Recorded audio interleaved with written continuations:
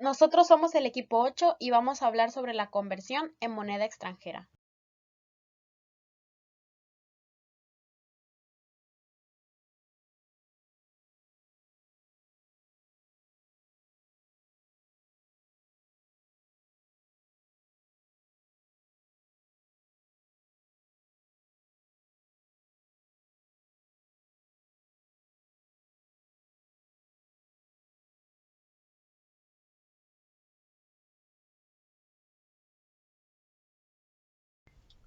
Yo soy Yamilet Berteli Ramos y voy a hablar sobre la NIF B15.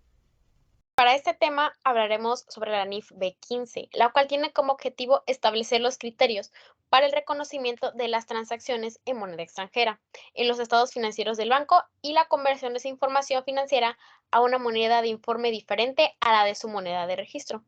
Asimismo, también con esta NIF se establecen dos criterios, que son el criterio de presentación y el de revelación. Esta NIF no es aplicable para dos cosas. Una es para el reconocimiento de las transacciones y de la conversión de los saldos en moneda extranjera, pero solamente los que estén relacionados con los instrumentos financieros derivados y también con las operaciones de cobertura, así como tampoco es aplicable para la información complementaria presentada en una moneda diferente a la moneda de informe.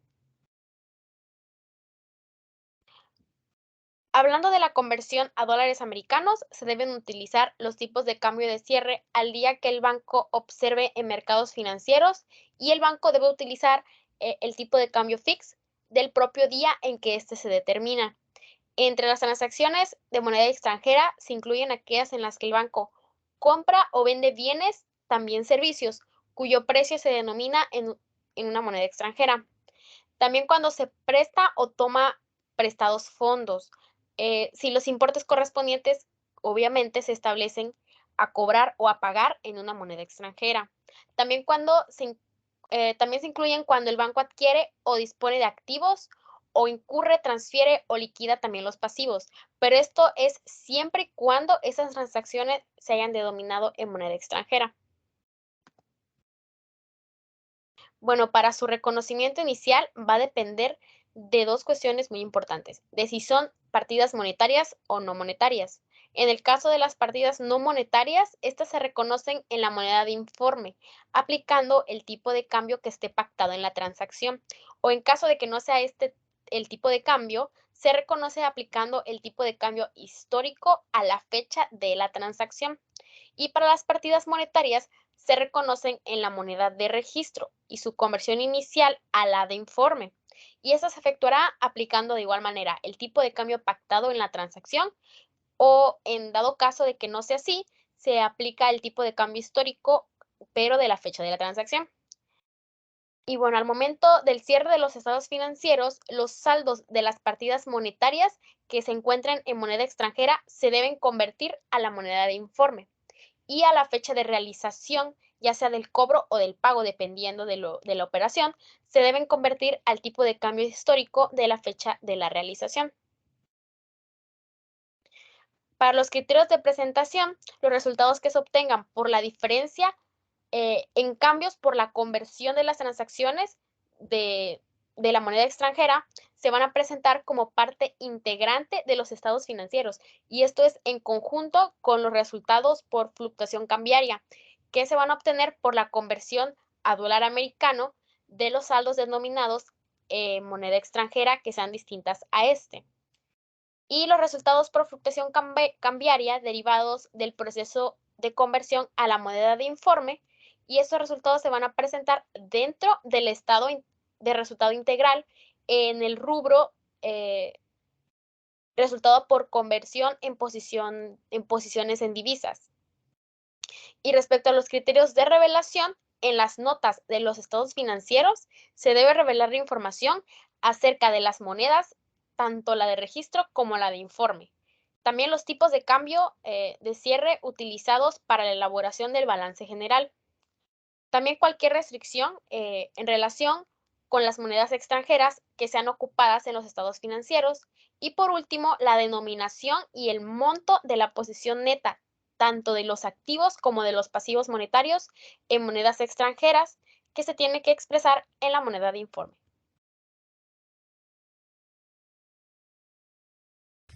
Hola, soy Hugo Fernando Flores Trinidad y yo les voy a hablar del método de medición histórico. Hola, bueno, pues para empezar sobre mi tema, les voy a empezar a hablar sobre la conversión al inicio del ejercicio, el cual se va a realizar en dos tipos de tasa: la tasa de cambio al cierre del ejercicio anterior y el tipo de cambio histórico. Hay que recordar que cuando hablamos de cambio histórico, pues nos referimos a la tasa que estaba en el momento en que ocurrió la operación. Para el tipo de cambio al cierre se van a convertir activos y pasivos monetarios. Para el tipo de cambio histórico será la conversión para activos y pasivos no monetarios, como lo es el inventario, pagos con anticipos, activo fijo y su depreciación, utilidades, capital social y diferencia por conversión. Ahora, posteriormente tenemos la conversión al cierre del ejercicio. De igual manera, tenemos diferentes tipos de cambio. Para empezar, el cambio del cierre del último ejercicio, donde convertiremos a este tipo de cambio los activos y pasivos monetarios, al igual que al inicio del ejercicio. Tenemos el tipo de cambio histórico, que de igual manera que al inicio del ejercicio se convertirá los activos y pasivos no monetarios. Tenemos una tasa de cambio de la fecha de la operación. Los ingresos y los gastos serán convertidos a esta tasa. Posteriormente tenemos las tasas y las conversiones que se realizarán para el costo de venta. Tenemos un tipo de cambio histórico del ejercicio anterior, donde convertiremos el inventario inicial de la materia y o producto terminado. Tenemos un tipo de cambio histórico donde se convertirá el inventario final, y una tasa histórica de la fecha de compra, donde lógicamente se convertirán las compras. Bueno, eso es todo de mi parte. Los dejo con mi compañero. Mi nombre es Aurea Alejandra Bautista Romero y yo les voy a hablar sobre el método de medición de corriente. Método de medición de corriente.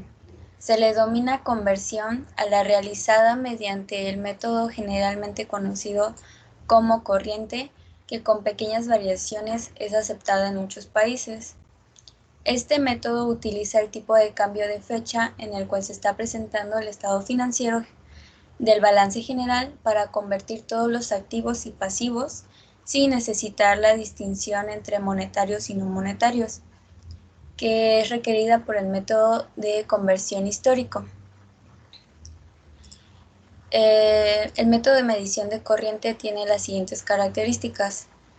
En los activos y pasivos son que las partidas monetarias se deben convertir según el tipo de cambio de cierre del ejercicio, y las partidas no monetarias se deben convertir según el tipo de cambio del cierre del ejercicio, que con excepción del capital contable se debe convertirse al tipo de cambio histórico de la transacción de origen de las operaciones. En estado de resultados se convierten al tipo de cambio de fecha de transacción.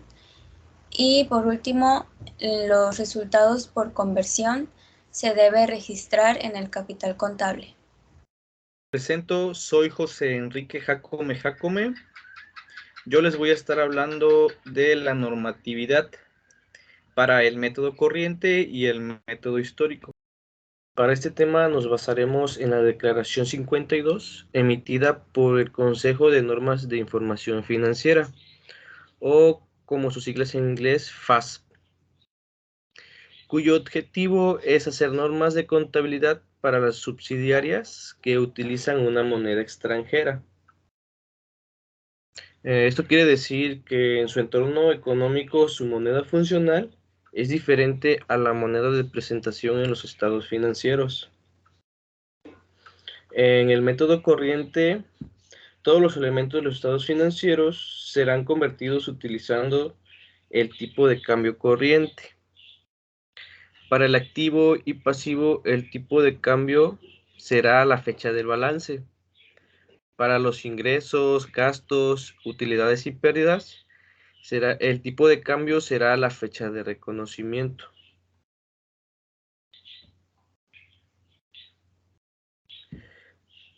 En el método histórico, todos los estados financieros de economías altamente inflacionarias deben ser sometidas a procesos de remediación, tanto sus partidas monetarias como sus partidas no monetarias. En el caso de sus partidas monetarias, el tipo de cambio será corriente. Estos pueden ser a la fecha del balance o a la fecha de reconocimiento. Y para sus partidas no monetarias, el tipo de cambio será histórico. Mi nombre es Leonardo Mora Andrade y voy a hablar acerca de la remediación de los estados financieros. Esta se basa en que una entidad puede llegar a tener una moneda de registro y una moneda de informe diferentes a su moneda funcional. Por remediación debemos entender el proceso de conversión de los estados financieros que corresponde aplicar en caso de que los registros contables se encuentren diferentes a su moneda funcional. En dicho proceso se utiliza el método temporal y se debe efectuar el reconocimiento de las diferencias en la conversión. En los estados financieros remediados se debe plasmar lo siguiente: la actualización de los conceptos no monetarios, el monto de la actualización de cada concepto no monetario, el monto de ajuste por las diferencias en tipo de cambio, la evaluación bajo la regla de costo de mercado, el capital social y las utilidades retenidas en moneda extranjera de la entidad.